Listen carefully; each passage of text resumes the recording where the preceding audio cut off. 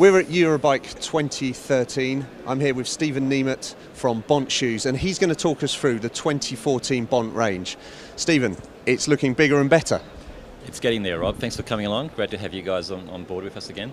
Yeah, 2013 has been a big year. We've done a lot of development. We've got a lot of new products out on the market, and we've got some pretty amazing, I guess, technical innovations and programs coming up. Bont's been a huge success story over the last couple of years, hasn't it? You've some notable victories in particular, but the shoes themselves are really taking off across the world. I think the decision that we took, which was the hard decision to actually go out of the norm and go away from 30 years of I guess shoe manufacturing techniques and basically start with a fresh plate, is actually starting to pay off now.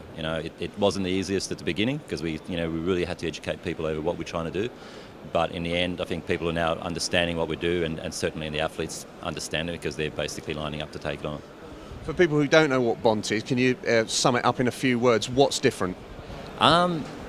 I guess the biggest thing that we look at is technical innovation. We don't go by the norms. We're basically a company that has designed cycling shoes for cyclists. I have a saying that I always say, I don't design cycling shoes to be walked in, I design them to be ridden in. We basically broke down a cycling pedaling stroke and said, okay, what is required to provide a cyclist with the ultimate performance, the ultimate support, and the ultimate comfort? And we took all that information and basically came up with a shoe that is supportive, that is anatomical, that basically transfers all the power that you have into pedaling stroke and basically moving forward. So the range has grown for next year. Yep. Do you want to talk us through the highlights? Exactly. Probably the biggest highlight, one of the things that I love the most, is our Riot range. We started off with the Riot road shoe, which is basically an entry-level road shoe. It came into the US market at $149 retail.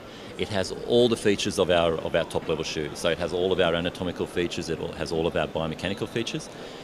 It's even fully heat moldable, as is our top-level shoe, as is the whole range. But it basically comes in at $149 retail, and it's also carbon composite. So it's not an injection molded plastic sole. It's not a fiberglass sole. It's actually a carbon composite sole. So that's been a really big seller for us and something that's gone down really well. The second one out of the Riot range was basically our triathlon shoe, the Riot TR. Again, same features, anatomical, biomechanical, all of the features that we run across all of our shoes, but at $149 retail. The newest arrival in the Riot range is our MTB shoe. Again, same features. What we've also added on there is a really nice base plate, which is also replaceable. At an entry-level cost, I don't know of any other MTB shoe that actually has basically replaceable sole. So that's the Riot range. Apart from that, obviously we've introduced the Vapor Plus and the Zero Plus, which have been going amazingly well. We've also now introduced a Vapor TR. This is pretty close to production level prototype of our new aerodynamic triathlon shoe, which we're really excited about. All of the Duralite materials and all of the technical features. When's that likely to go on sale? The final one should be released, and we should go to market in around about 2 months' time. So in time for the Southern Hemisphere summer. And you got a shoe there that I'm pretty sure was banned by the UCI, wasn't it? We do have Mark II, Crono Mark II, which we're getting a lot of questions about. Basically, we took what was really great about the Crono and we've actually made it even faster. So we've basically made some changes on the front end, we've made some changes on the upper. It's basically now dimpled material. We've got a camp-style truncated aerofoil at the back of it as well, and you still have the nice, smooth aerodynamic base as well. That's more aero than the Crono Mark I. So do you see some problems with the UCI? I think we're about to have some fun, yeah, but we'll see how they go.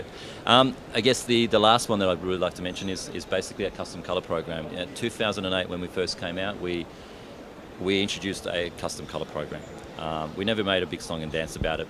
It's always been there. What we've basically done now is introduced it to a bigger range of shoes. We've introduced it to the Vapor Plus as well as the Vapor, and we've got a new software program that's coming out. So consumers will be able to basically sit inside a retail shop or at their home and fully design their shoe, right down to everything from stitching colour, print colour, things like liners. Everything will be customisable on it.